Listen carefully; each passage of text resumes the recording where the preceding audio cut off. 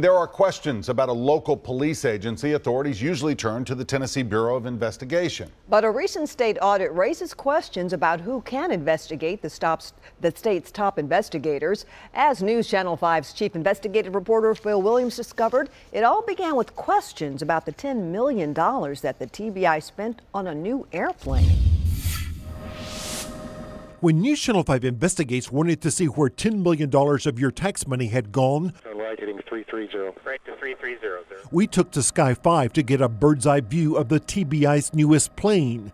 But when state auditors wanted to see how your money was spent, it wasn't so easy. We had trouble getting all of the information that we would have liked to have seen from TBI.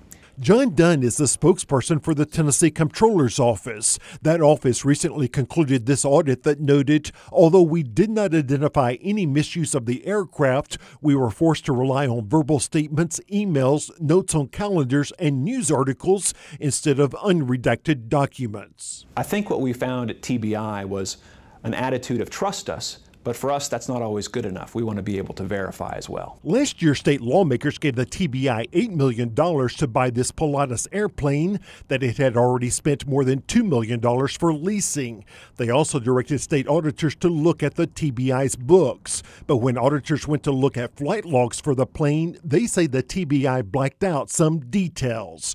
TBI Director Mark Gwynn. And when I sit down with the comptroller and their supervisors the first day, I said, if you have any issues at TBI, you come to me. They never came to me with any of what you're saying.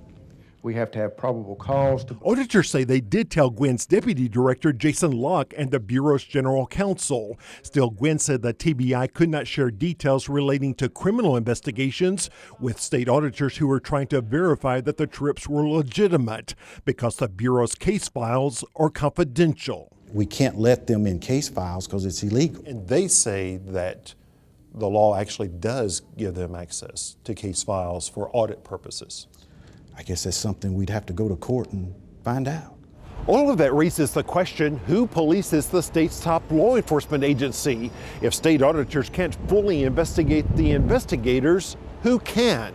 You have to do things to set yourself apart. Last fall, our investigation raised questions about nepotism inside the TBI.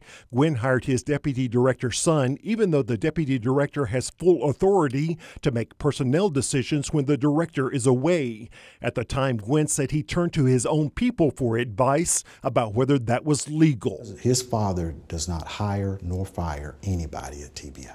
Did you ask for an independent legal opinion? I did not ask for an independent legal opinion. I trust my attorneys to give me the correct legal opinion.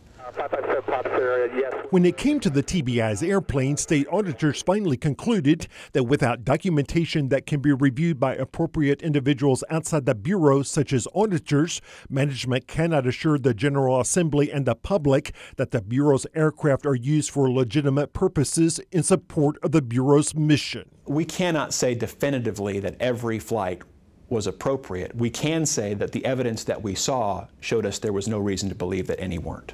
As for the TBI's resistance to allowing state auditors to have independent review of their case files, Gwynn makes no apologies.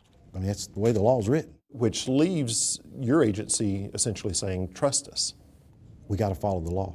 While state auditors were working inside the TBI, they discovered that the Bureau wasn't following its own policies that required written documentation of who was requesting flights and why, as well as comparing the costs of commercial flights. But instead of changing its practices, auditors say the TBI simply got rid of the policy. Phil Williams, News Channel 5 Investigates.